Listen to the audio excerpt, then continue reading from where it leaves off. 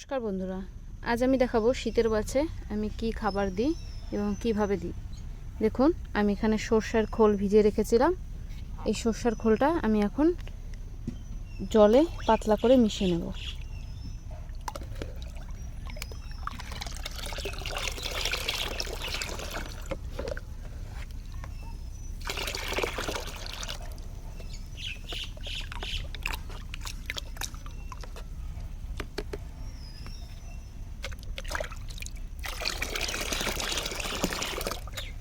মিশিয়ে নিলাম।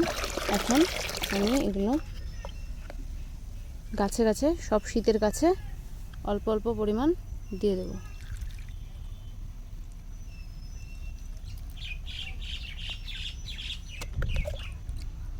এগুলো পিটুনিয়াতে দিচ্ছি আমি।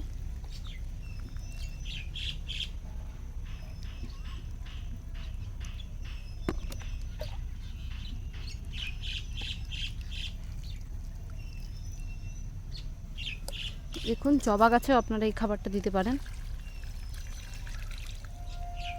এটা আমার সেই লণ্ঠন জবা গাছে এই খাবারও দিচ্ছি। এখন আমি এই গাঁদা গাছগুলিতে খাবারটি দিয়ে দিলাম। ধন্যবাদ সকলকে ভিডিওটি দেখার জন্য।